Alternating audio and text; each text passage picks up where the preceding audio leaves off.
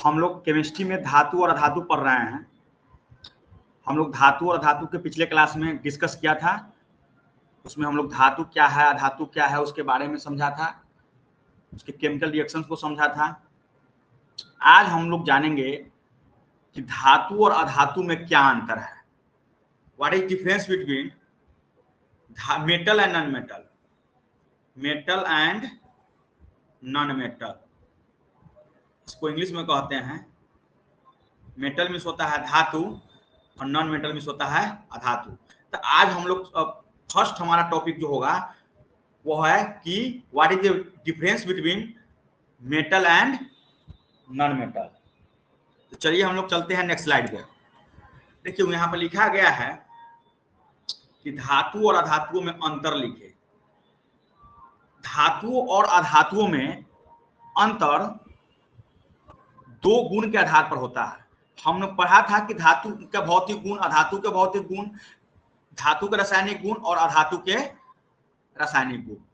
अब हम भौतिक गुण के आधार पर अंतर देखेंगे और फिर हम रासायनिक गुण के आधार पर इसके अंतर को देखेंगे।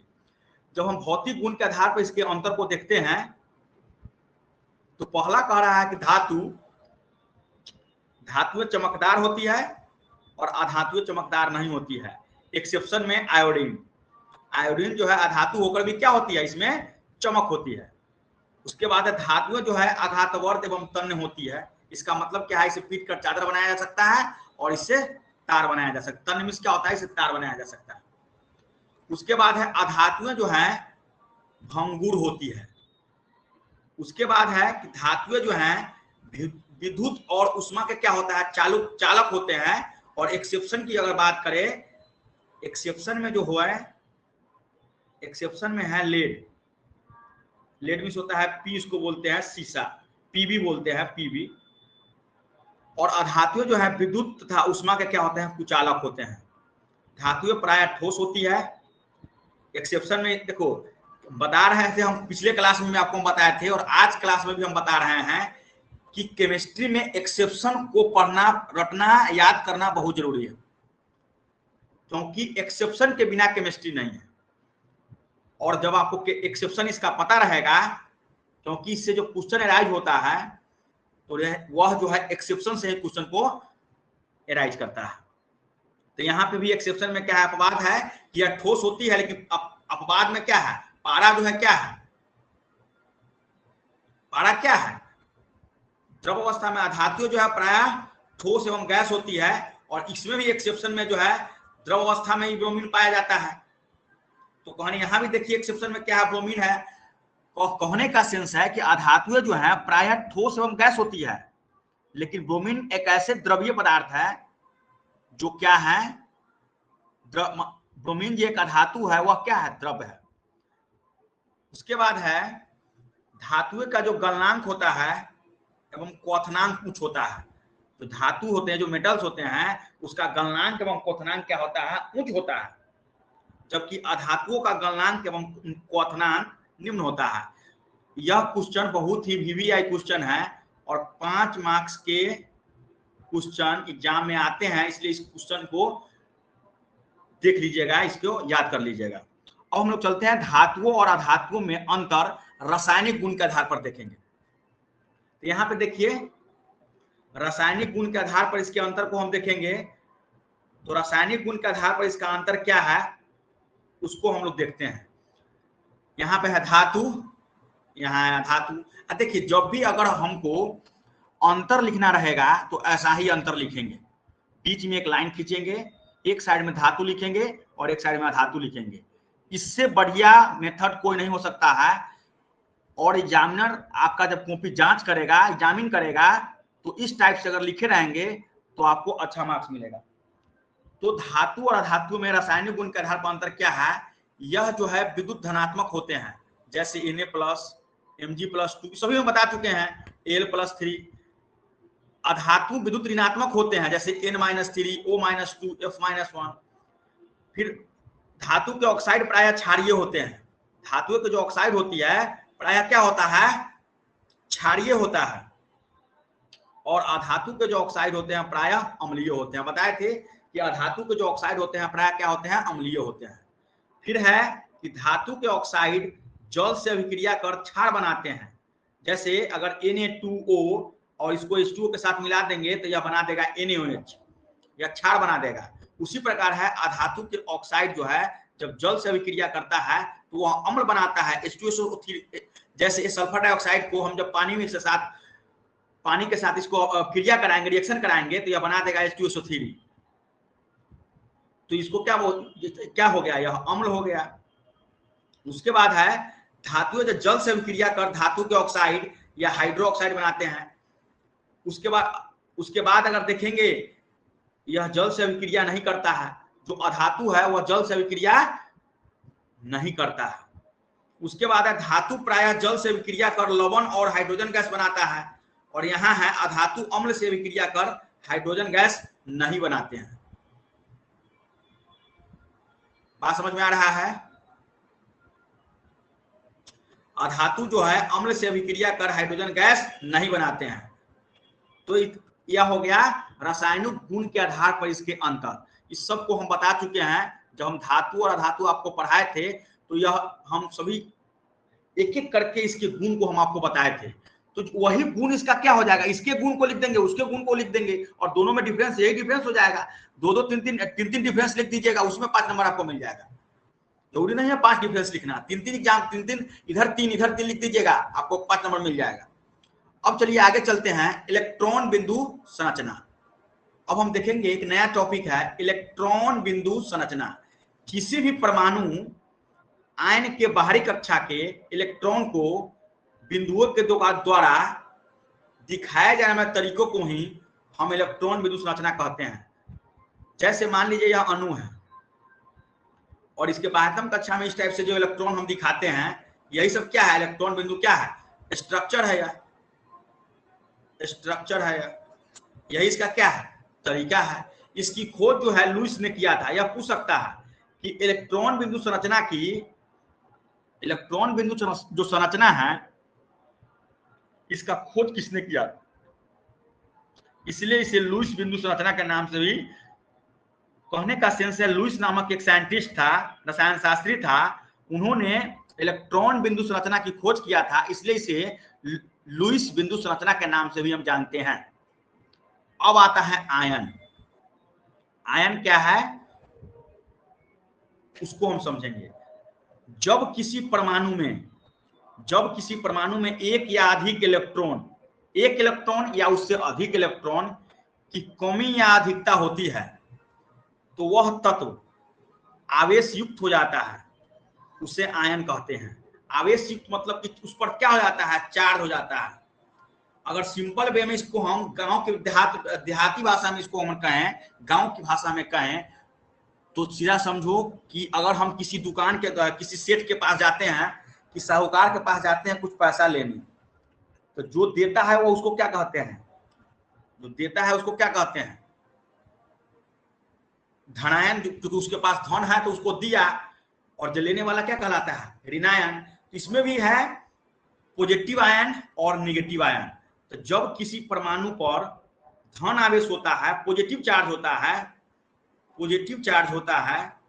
तो उसे हम धनायन कहते हैं, और जब किसी परमाणु पर नेगेटिव चार्ज होता है तो उसे हम क्या कहते हैं, नेगेटिव आयन कहते हैं। तो जब किसी, जैसे कि आप देखते होइएगा Na+ और Cl- होता है, इसका मतलब क्या है कि यह जो है इसको क्या हो रहा है, इलेक्ट्रॉन दे रहा है, और यह इलेक्ट्रॉन क्या कर रहा है, ग्रहण कर रहा है। यहां पर ठीक से समझो, अगर हम आपको कहें कि Na+ और Cl-, इसका मतलब क्या हुआ, यह जो है इसको इलेक्ट्रॉन दे रहा है, और यह जो Cl है वह क्या कर रहा है, ग्रहण कर रहा है। इसका मतलब क्या हुआ कि सोडियम पर जो है पॉजिटिव चार्ज होगा और क्लोरीन पर क्या होगा, निगेटिव चार्ज होगा। इसलिए इसको हम पॉजिटिव आयन और नेगेटिव आयन से इसको हम समझ लिए। तो आयन क्या है, जब किसी परमाणु में एक या एक से अधिक इलेक्ट्रॉन की कमी या अधिकता होती है तो वह तत्व आवेश युक्त हो जाता है, तो उसे हम क्या कहते हैं, आयन कहते हैं। इतना बात आ रहा है समझ में, बोलिए। अब है कह रहा है कि जब भी कोई परमाणु इलेक्ट्रॉन का त्याग करता है तो उस पर धन आवेश, और जब कोई परमाणु इलेक्ट्रॉन को ग्रहण करता है तो उसे पर हम ऋण आवेश कहते हैं। यही बात ना बोले हैं कि जब कोई परमाणु इलेक्ट्रॉन का क्या करता है, त्याग करता है, तो उसे हम क्या कहते हैं, धन आवेश, और जब कोई परमाणु इलेक्ट्रॉन का ग्रहण करता है उस पर क्या कहते हैं, ऋण आवेश होता है। देखिए जो बात हम बता रहे हैं वह सारा बात इस नोट्स में लिखा गया है। जितना बात आपको हम बताएंगे सारा चीज इसमें लिखा गया है, इसलिए एक एक लाइन को आप अपने नोटबुक में लिखकर, आप अपने नोटबुक में नोट करके और इसको क्या कर लीजिएगा, रिमेंबर कर लीजिएगा। अब है कि धनायन और ऋणायन में डिफरेंस क्या है। तो धनायन पर धन आवेश होता है, ऋणायन पर ऋण आवेश होता है। धनायन में मूल परमाणु में इलेक्ट्रॉन की संख्या से कम होती है और ऋणायन में मूल परमाणु में इलेक्ट्रॉन की संख्या से अधिक होती है। धनायन में परमाणु संख्या अपरिवर्तित रहता है, जो धनायन होता है उसमें जो एटॉमिक नंबर होता है अपरिवर्तित रहता है, जबकि ऋणायन में परमाणु संख्या अपरिवर्तित रहता है। इसका आकार मूल परमाणु से छोटा होता है, जो इसका आकार होता है वह मूल परमाणु से क्या होता है, छोटा होता है, जबकि ऋणायन में मूल परमाणु से क्या होता है, बड़ा होता है। धनायन का निर्माण धातुओं से होता है, जबकि ऋणायन का निर्माण अधातुओं से होता है। अगर हम Na और प्लस Cl माइनस, Cl क्या है, अधातु है, और Na क्या है, धातु। तो इसको आप धनायन और ऋणायन में अंतर क्या है इसको आप समझ गए, बोलिए। धनायन और ऋणायन में अंतर को समझ गए, बोलिए। Yes sir. चलिए अब जो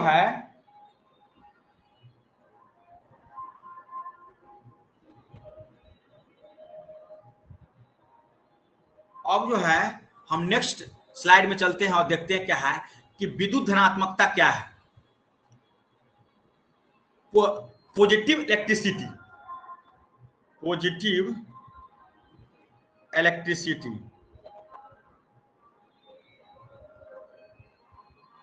इसका होता है किसी भी धातु का इलेक्ट्रॉन त्याग करके धनायन में बदलने की प्रवृत्ति को विद्युत धनात्मक कहते हैं। अब देखो यह क्या कह रहा है, बहुत अच्छा बात कह रहा है कि किसी भी धातु का इलेक्ट्रॉन का त्याग करके, जो धातु होता है इलेक्ट्रॉन का क्या करता है, हम फिर से वही एग्जांपल देते हैं, Na और Cl, यहाँ पे प्लस है यहाँ पे माइनस है।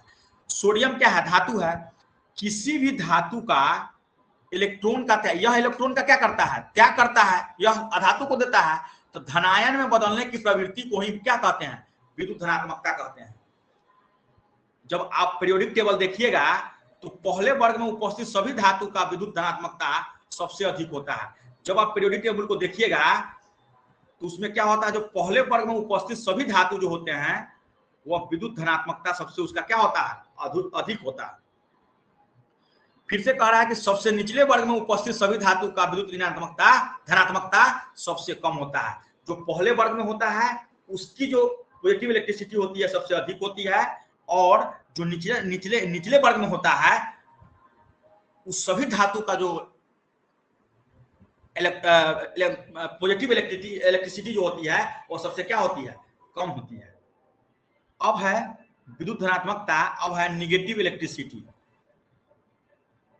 निगेटिव इलेक्ट्रिसिटी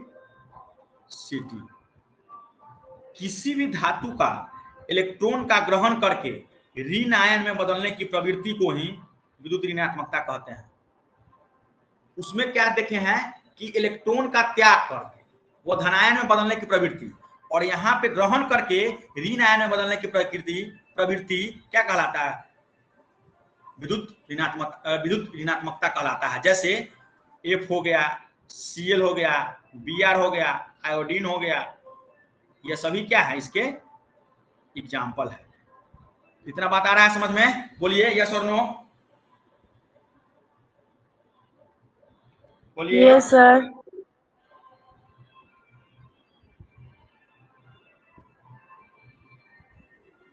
उसके बाद है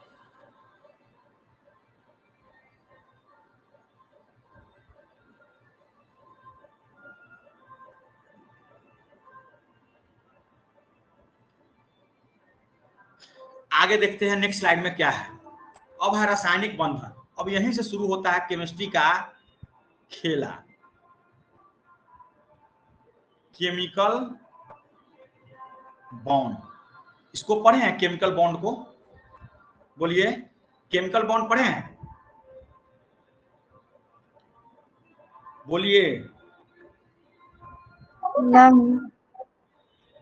देखो केमिकल बॉन्ड क्या है, किसी भी अणु में परमाणु जिस बल के द्वारा बंधे होते हैं। देखो कोई भी अणु में, कोई भी अणु है, कोई भी अणु है, उसमें देखो एक अणु है, मान लें यहां पर हम एग्जांपल के तौर पर समझे।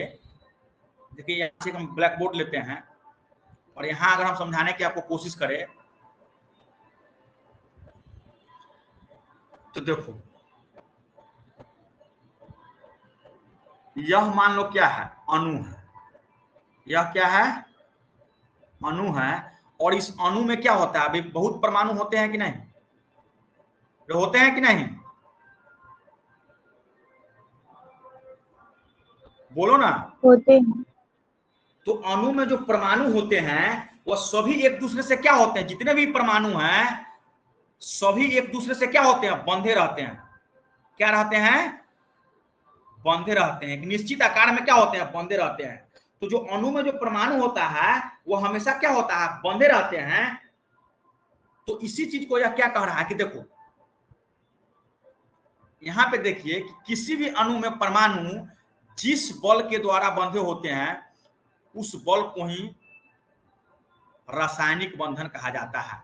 तो जिस प्रकार से वो बंधा होता है उस बल को ही क्या कहते हैं, जैसा बंधा होता है, जिस प्रकार को जिस फोर्स के द्वारा वो बॉन्ड होता है उस बल को ही क्या कहते हैं, केमिकल बॉन्ड कहते हैं। केमिकल बॉन्ड कहते हैं। इतना बात आया समझ में इतना बात समझ में आया? अब कह रहा है कि रासायनिक बंधन दो प्रकार के होते हैं, एक होता है आयनिक बंधन और एक होता है सहसंयोजक बंधन। अब हम समझेंगे आयनिक बंधन को ही वैद्युत संयोजक कहते हैं। अब हम लोग समझते हैं कि आयनिक बंधन क्या है। जब कोई दो या दो से अधिक परमाणु इलेक्ट्रॉनों के स्थानांतरण मीन्स लेन देन, उसको दिया इसको लिया के जरिए एक दूसरे के साथ बंधन बनाते हैं, उसे हम आयनिक बंधन कहते हैं। क्या कहा है, फिर से समझिए कि जब कोई दो या दो से अधिक परमाणु इलेक्ट्रॉन का लेन देन के जरिए स्थानांतरण करके एक दूसरे के साथ बंधन बनाते हैं तो उस क्रिया को हम क्या कहते हैं, आयनिक बंधन कहते हैं। जैसे यहां पे सोडियम है और यहां पे क्लोरीन है। अच्छा सोडियम और क्लोरीन को समझो। सोडियम का परमाणु संख्या कितना होता है जरा बताओ? 11। 11, इन्हें 11 होता है तो 2, 8 और 1 होगा। और क्लोरीन का कितना होता है? 17। 2, 8, 7 होगा। तो ये जब क्या कह रहा है कि इलेक्ट्रॉन का देखो, इसके बाह्यतम कक्षा में कितने इलेक्ट्रॉन है?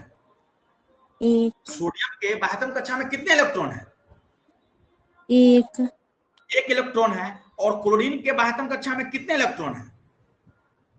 7 इलेक्ट्रॉन है। तो कहने का सेंस ये है कि यह इसको देकर, यह सोडियम जो है अपना एक इलेक्ट्रॉन अगर उसको दे देगा क्लोरीन को, तो उसका बाह्यतम कक्षा में उसके अष्टक पूरा हो जाएगा कि नहीं हो जाएगा? तो इस प्रकार इस प्रकार के इलेक्ट्रॉनों के जो स्थानांतरण जो हो रहा है, स्थानांतरण के जरिए एक दूसरे के साथ जो बंधा हुआ है, और Na और Cl जब मिल गया आपस में तो यह बना दिया क्या, NaCl, सोडियम क्लोराइड बना दिया। क्या बना दिया? सोडियम क्लोराइड बना दिया। तो कहने का सेंस इसी को बोलते हैं आयनिक बंधन। उसके बाद है, अगर इसको दूसरे शब्दों में समझे, इसका दूसरा परिभाषा एक और है कि जब धातु और अधातु, अब यहां पर समझो इन्हें क्या है, सोडियम धातु है क्या धातु है? बोलिए, सोडियम धातु है या धातु? धातु है। और क्लोरीन क्या है? अधातु। जब धातु और अधातु आपस में क्रिया करते हैं तो इसके फलस्वरूप बने यौगिक को आयनिक यौगिक कहा जाता है। मतलब कि सोडियम मतलब धातु प्लस क्लोरीन मतलब अधातु, यह आपस में क्रिया करके और इसको यह एक नया यौगिक बना रहा है, तो इसी को हम क्या कहते हैं, आयनिक यौगिक या बंधन या वैद्युत संयोजक यौगिक कहते हैं या बंधन कहते हैं। इतना बात आ गया समझ में? बोलिए अगर इतना बात आ गया समझ में तो बोलिए। Yes sir. अब कह रहा है कि आयनिक यौगिकों के गुणधर्म। अब जो आयनिक यौगिक था उसके गुणधर्म को समझेंगे, इसकी भौतिक प्रकृति क्या होती है। तो धन आयन और ऋण आयन के बीच लगने वाले आकर्षण बल काफी मजबूत होता है। इसका गुण यह है कि जो पॉजिटिव आयन और नेगेटिव आयन के बीच जो अट्रैक्शन होता है, अट्रैक्शन फोर्स होता है, वह भंगुर होता है। क्या होता है? भंगुर होता है। भंगुर का अर्थ समझते हैं? टूट जाना। हाँ, मतलब अगर किसी चीज को हथौड़ा से मारे तो वह क्या हो जाए, टूट जाए, उसी को हम क्या कहते हैं, भंगुर कहते हैं। उसके बाद इसका और गुण क्या है, इसका गलनांक एवं क्वथनांक उच्च होता है। पॉजिटिव आयन और निगेटिव आयन के बीच स्ट्रॉन्ग अट्रैक्शन फोर्स होने के कारण इसके बंधन को तोड़ने में काफी ज्यादा ऊर्जा की आवश्यकता होती है। समझो फिर से, धन आयन और ऋण आयन के बीच जो पॉजिटिव आयन और नेगेटिव आयन के बीच में जो स्ट्रॉन्ग अट्रैक्शन फोर्स हो रहा है, तो इसके बंधन को तोड़ने में और इसके जो बॉन्ड होते हैं, इसके बॉन्ड को तोड़ने में काफी ज्यादा एनर्जी की आवश्यकता होती है। इसलिए आयनिक यौगिक का गलनांक एवं क्वथनांक क्या होता है, उच्च होता है। इसलिए सबसे ज्यादा गलनांक एवं क्वथनांक CaO का होता है। किसका? CaO का होता है। CaO मीन्स CaO को ही हम क्या कहते हैं, चूना पत्थर कहते हैं, या उसको कैल्शियम ऑक्साइड बोलते हैं। क्या बोलते हैं? कैल्शियम ऑक्साइड, CaO को। और इसका 3000 डिग्री सेंटीग्रेड क्या होता है, इसका क्वथनांक होता है, गलनांक होता है। समझ में आया कि नहीं? बोलिए, इतना बात आ गया समझ में? Yes sir. आयनिक आयनिक जो यौगिक है उसके जो गुणधर्म है, उसके दो है, भौतिक प्रकृति और एवं गलनांक एवं क्वथनांक क्या क्या होना, ऊंच होना। ऊंच होना। नेक्स्ट स्लाइड में हम चलते हैं। अब है घुलनशीलता। ये प्रायः जल में घुलनशील होते हैं। यह हमेशा क्या होता है कि लगभग क्रिया में या जल में क्या होता है, घुलनशील होता है। लेकिन पेट्रोल, किरोसिन, बेंजीन में इत्यादि कार्बनिक घोल में अघुलनशील होता है। जो कार्बनिक घोलक होता है उसमें क्या होता है, अघुलनशील होता है, यह एक्सेप्शन है। फिर है विद्युत चालकता। आयनिक यौगिक प्रायः विद्युत के क्या होते हैं, चालक होते हैं, या विद्युत के क्या होते हैं, चालक होते हैं। जो भी आयनिक यौगिक होते हैं विद्युत के क्या होते हैं। अच्छा, विद्युत के चालक होना मतलब क्या होना, हमको बताओ तो। Good conductor. क्या? विद्युत प्रवाह होना। हाँ ठीक है, चालक मतलब प्रवाह होना, बिल्कुल सही। चलिए ऐसे ही पढ़िए, जब कोई क्वेश्चन हम पूछे तो पीछे से आना चाहिए। आपको पीछे का पढ़ा हुआ चीज अगर आता है ना, तो समझिए कि आपका कॉन्सेप्ट धीरे धीरे बिल्डअप हो रहा है। यहां पर देखिए, अब एक क्वेश्चन है कि नमक वाला विलयन विद्युत का चालन करता है। जो नमक वाला विलयन, पानी में अगर नमक के साथ विलयन है तो विद्युत, उससे विद्युत प्रवाह करता है। लेकिन चीनी का विलयन जो है विद्युत का प्रवाह नहीं करता है। क्यों बताइए, है आइडिया कुछ तो बताइए। नहीं है। देखो, नमक को जल में डालने पर वह आयन के रूप में नहीं टूटता है। यही चीज, मेन पॉइंट यही है कि जब हम नमक को हम जल में डालते हैं, जब हम H2O को हम साल्ट में डालते हैं, तो वह आयन के रूप में क्या होता है, नहीं टूटता है। यही कारण है कि नमक वाला विलयन विद्युत का चालन करता है। जबकि चीनी का विलयन विद्युत का चालन नहीं करता है। समझे? आ गया समझ में? उसके बाद है आयनिक यौगिक भंगुर क्यों होते हैं? क्योंकि आयनिक यौगिक का निर्माण पॉजिटिव आयन और ऋण आयन से होता है, जिसके कारण आयनिक यौगिक क्या होते हैं? भंगुर होते हैं। क्वेश्चन पूछ सकता है कि आयनिक यौगिक भंगुर क्यों होते हैं, तो आपका जवाब आएगा कि चूंकि उस पर धनायन और ऋणायन यौगिकों का निर्माण होता है, इसके कारण आयनिक यौगिक क्या होते हैं? भंगुर होते हैं। फिर है कह रहा है कि आयनिक यौगिक जो है का गलनांक एवं क्वथनांक उच्च क्यों होता है? तो हम कहेंगे क्योंकि आयनिक यौगिक का निर्माण पॉजिटिव आयन और ऋण आयन से होता है, जिसके कारण हम बहुत स्ट्रांग होते हैं। यह पॉजिटिव तथा निगेटिव आयन से होता है, जिसके कारण यह क्या होता है? काफी स्ट्रांग होता है। क्या होता है? स्ट्रांग होता है। इसलिए इसका गलनांक व क्वथनांक क्या होता है? उच्च होता है, इसलिए भंगुर भी होते हैं। यही क्वेश्चन, इसी क्वेश्चन सीधे समझ लो, इसमें पॉजिटिव आयन मेन खेला क्या है? धनायन और ऋणायन। इसका निर्माण ही होता है पॉजिटिव आयन और निगेटिव आयन से। आयनिक जो आयनिक यौगिक है उसका निर्माण पॉजिटिव आयन और निगेटिव आयन से होता है, जिसके कारण यह क्या होता है? काफी स्ट्रांग होता है, जिसका गलनांक व क्वथनांक क्या होता है? उच्च होता है, इसलिए भंगुर भी होता है। उसके बाद है सहसंयोजक बंधन। अभी तक हम लोग पढ़ रहे थे क्या? बोलो, क्या पढ़ रहे थे? आयनिक बंधन। अब हम पढ़ेंगे सहसंयोजक बंधन। सहसंयोजक बंधन जब दो या दो से अधिक परमाणुओं के बीच में इलेक्ट्रॉनों की साझेदारी से जब कोई बंधन बनाता है, उसे हम सहसंयोजक बंधन कहते हैं। कितना बात आ रहा है समझ में? Yes sir. कि जब दो या दो से अधिक परमाणुओं के बीच में इलेक्ट्रॉन के साझेदारी से जब दो या, बहुत अच्छा बात है, देखो यहीं से अब हम लोग सीखेंगे बॉन्ड को, समझेंगे कैसे बॉन्ड बनता है। जब दो या दो से अधिक परमाणुओं के बीच में इलेक्ट्रॉनों के साझेदारी से, दो या दो से अधिक परमाणुओं के बीच में इलेक्ट्रॉनों की साझेदारी से जब कोई बंधन बनाता है, तो उसे हम सहसंयोजक बंधन बोलते हैं या कहते हैं। अब यहां पर देखिए, सहसंयोजक बंधन तब बनता है जब दो ऐसे परमाणु आपस में जुड़े जिसमें दोनों में इलेक्ट्रॉन की कमी। यह तब बनेगा जब दोनों में इलेक्ट्रॉन की क्या हो? कमी हो। जैसे एक एग्जांपल से हम समझते हैं। यहां है, देखो हम एक काम करते हैं, एक नेक्स्ट पेज ले लेते हैं।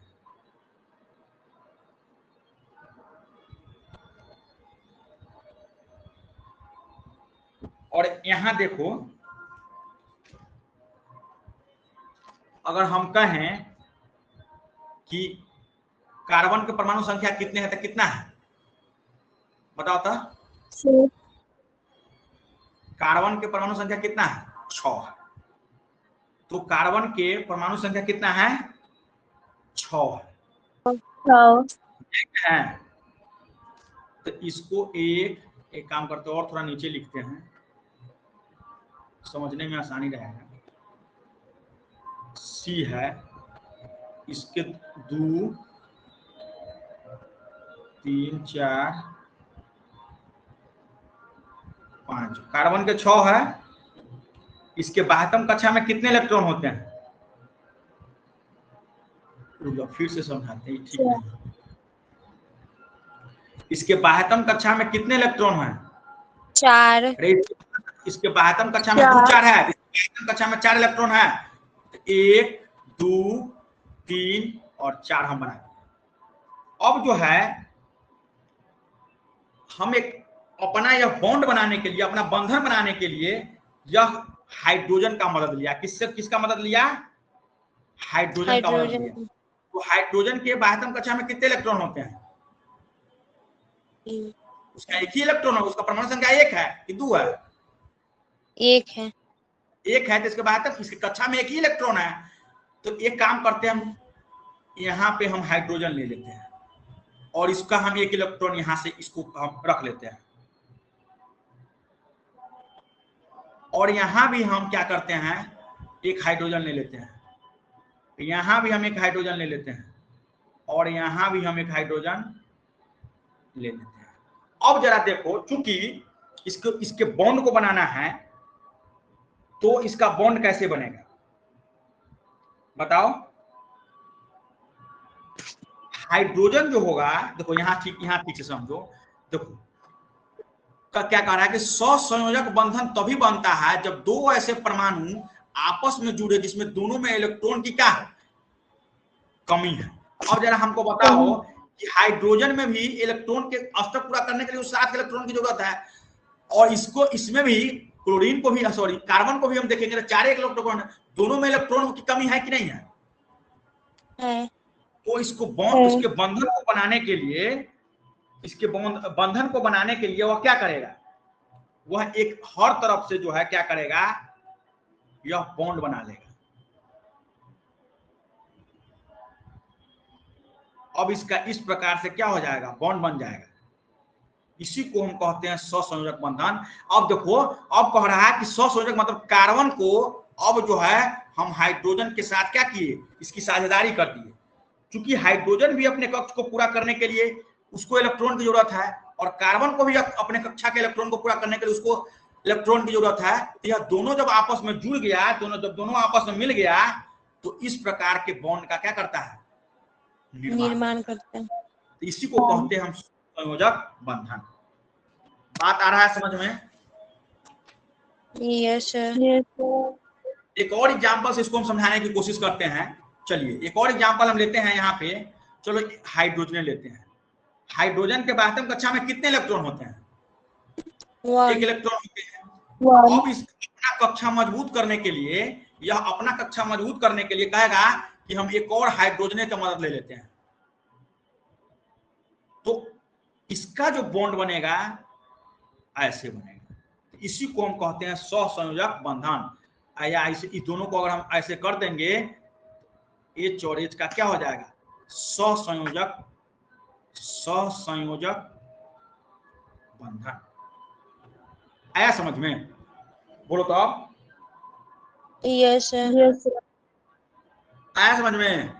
तो यही है, देखो यह, और जो सहसंयोजक बंधन जो होगा वो हमेशा अधातु और अधातु के साथ ही होगा। अधातु और अधातु के साथ ही सहसंयोजक बंधन होता है, यह हमेशा रखो। कार्बन क्या है, अधातु। हाइड्रोजन क्या है, अधातु है, इसलिए इसके साथ यह बंधन बनाएगा। अभी देखो हाइड्रोजन HH हम लिखे, इसी प्रकार के हम बनाए हैं ना फिगर। इसको देखो, इसको बनाया है कि नहीं? तो यहां पर अगर देखिए ठीक से,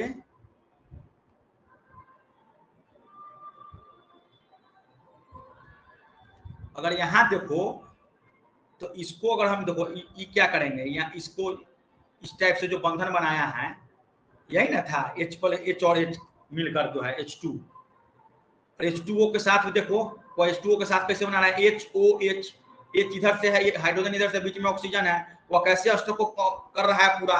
तो इस ऑक्सीजन का कितना होता है, ऑक्सीजन का परमाणु संख्या देखो, इसके बाद आत्म कक्षा में कितने, 2 4 5 6 और 7 1 8 को पूरा कर गया। देखो एक और ठीक से समझो, यहां से हम समझा देते हैं, क्योंकि ऑक्सीजन के बाद आत्म कक्षा में कितने इलेक्ट्रॉन होते हैं, 1 2 3 4 और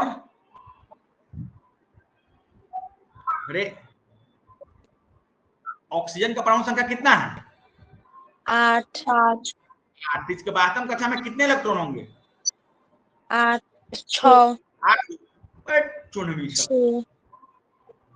6 गुना होगा उसके बातम कक्षा में इलेक्ट्रॉन। तो जो बातम कक्षा में 6 इलेक्ट्रॉन होगा, तो वह क्या करेगा, हाइड्रोजन से मदद मांगेगा कि भाई हमको तुम अपना 1 इलेक्ट्रॉन दे दो, फिर इधर से भी वो अपना। तो देखो इसका अष्टक पूरा हो गया, 2 4 6 8 इसका हो गया पूरा। तो इस प्रकार से हम जो है चीजों को क्या करते हैं, बंधन, बॉन्ड बनाते हैं। इसी को हम कहते हैं सहसंयोजक बंधन। अब है कि सहसंयोजक बंधन के प्रकार। सहसंयोजक बंधन के प्रकार 3 प्रकार के होते हैं। यह एक होता है सिंगल सहसंयोजक, सिंगल बॉन्ड, एक होता है डबल बॉन्ड और एक होता है ट्रिपल बॉन्ड।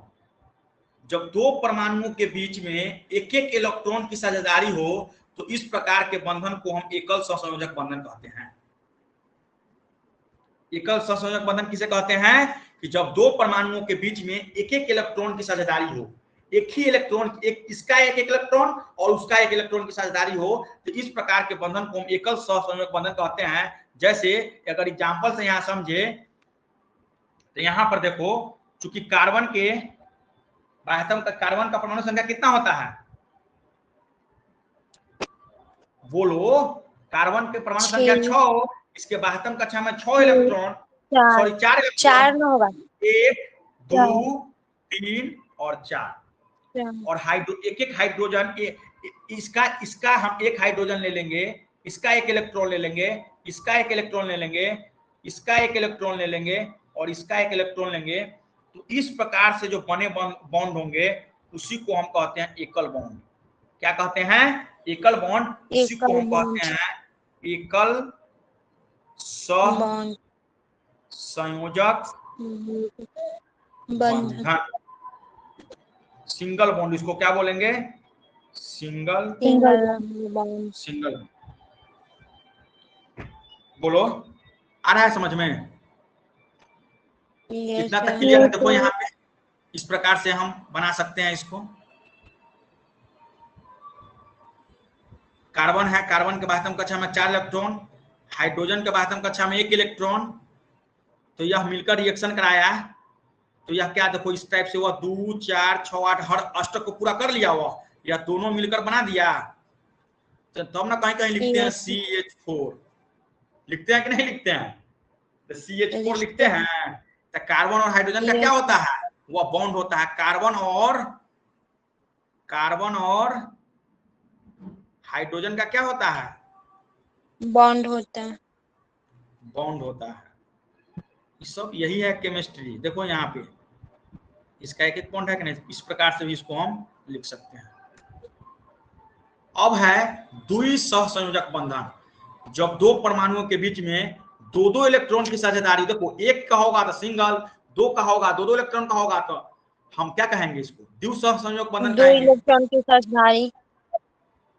तो वही फिर उसी प्रकार अगर इसको हम देखें तो डबल बॉन्ड देखो, या डबल बॉन्ड कैसे बना रहा है, बात आ रहा है समझ में? डबल बॉन्ड या कैसे बना रहा है? देखो ऑक्सीजन है, ऑक्सीजन को हम, ऑक्सीजन का परमाणु संख्या जल्दी बताओ। 8। इसके बाह्यतम कक्षा में कितने इलेक्ट्रॉन? 6। तो देखो 2 इधर है, 2 इधर है, 4 है, 2 6। और फिर वह दूसरे हाइड्रोजन, दूसरे ऑक्सीजन के साथ जो है 2 4 6 मिल गया। तो इस प्रकार से वह, देखो इसका 6 उसका 6 मिल गया। तो इस टाइप से जो बॉन्ड बना रहा है, देखो इस टाइप से जो बॉन्ड बना रहा है, इसी को हम क्या कहते हैं? Double bond. क्या कहते हैं? Double bond. आ रहा है समझ में बात? यहाँ जो वह बॉन्ड बना रहा है ऑक्सीजन और ऑक्सीजन मिलकर, चाहे इस प्रकार से हम लिख सकते हैं O, इसको हम क्या बोलते हैं? डबल बॉन्ड बोलते हैं। क्या बोलते हैं? डबल बॉन्ड कहते हैं। तो इसको बोलते हैं द्विसहसंयोजक बंधन। अब है त्रिक सहसंयोजक बंधन, उसको बोलते हैं ट्रिपल बॉन्ड। जब दो परमाणुओं के बीच में 3 इलेक्ट्रॉन की साझेदारी हो तो इस प्रकार के बंधन को त्रिक संयोजक बंधन कहते हैं। जैसे N2 है। नाइट्रोजन का कितना परमाणु संख्या होता है? 7। इसके बाह्यतम कक्षा में कितने इलेक्ट्रॉन? 5 इलेक्ट्रॉन होगा। तो देखो यहाँ पे अगर हम यहीं पे अगर हम बनाए ठीक से, तो कोई, अगर यहाँ पे नाइट्रोजन है, इसके बाह्यतम कक्षा में कितने इलेक्ट्रॉन होते हैं? मान लो 2 इधर लिख लो और 1 2 3 इधर लिख लो। फिर नाइट्रोजन में 2 इधर लिख लो और 1 2 3 इधर। और इस प्रकार के जो बॉन्ड का निर्माण होगा उसे हम क्या कहेंगे? उसे हम कहेंगे, क्या कहेंगे? Triple bond. क्या कहेंगे? Triple bond. जो बॉन्ड बनेगा उसको हम कहेंगे triple bond. Triple bond. Triple bond इसको कहते हैं। बोलिए, इतना तक कोई दिक्कत?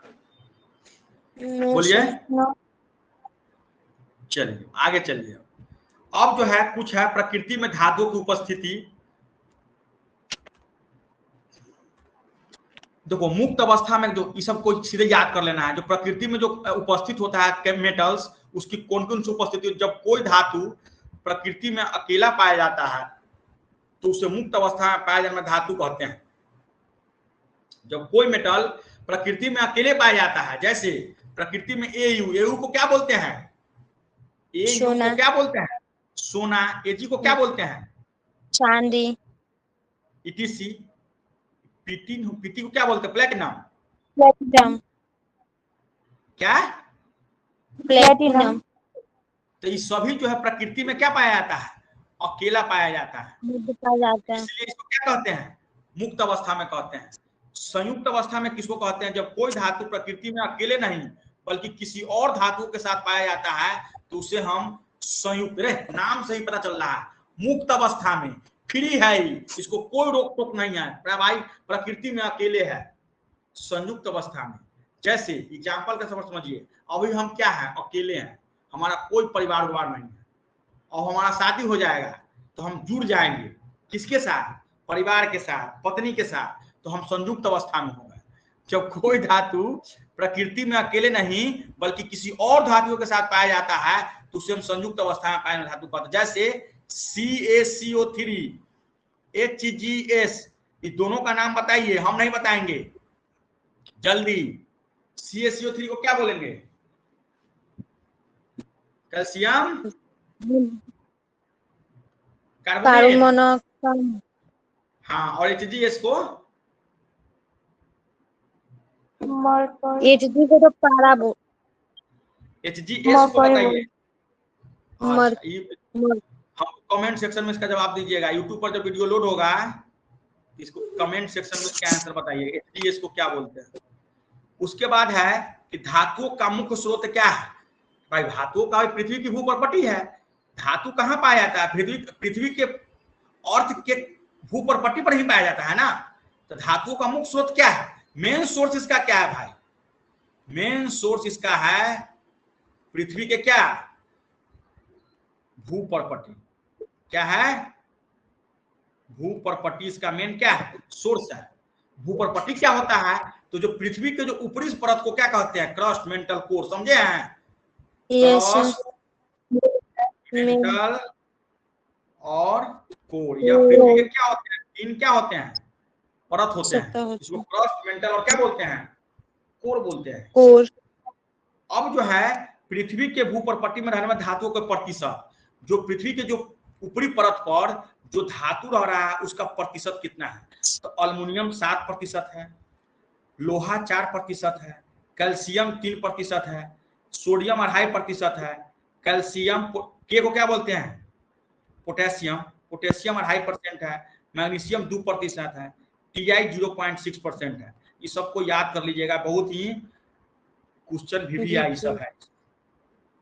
अब है आयनिक बंधन और अब जितना पढ़े हैं उसके अंतर को लिखना है, तो सीधा इसके अंतर को क्या समझेंगे, इसके अंतर को समझने के लिए हमको कोई दिमाग लगाने की जरूरत है, कुछ नहीं दिमाग लगाएंगे, इसको सीधे देख कहेंगे आयनिक बंधन यह धातु और अधातु के संयोग से बनता है, और सहसंयोजक बंधन यह दो अधातुओं के संयोग से बनता है।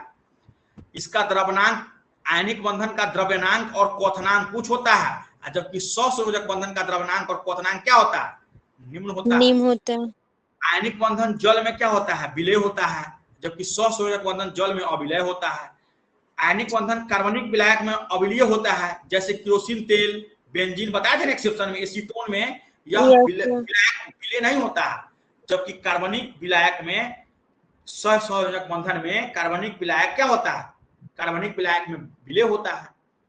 उसके बाद है यह द्रवित या विलायक अवस्था में विद्युत का क्या होता है, सुचालक होता है, या द्रवित या विलायक विलयन की अवस्था में आयनिक बंधन क्या होता है, विद्युत का सुचालक होता है, जबकि सहसंयोजक बंधन विद्युत का क्या होता है, सुचालक।